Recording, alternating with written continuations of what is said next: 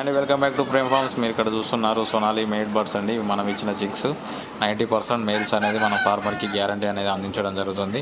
టోటల్గా ఇవి 1000 బర్డ్స్ అనేది మనం 1000 చిక్స్ ఇవ్వడం జరిగింది.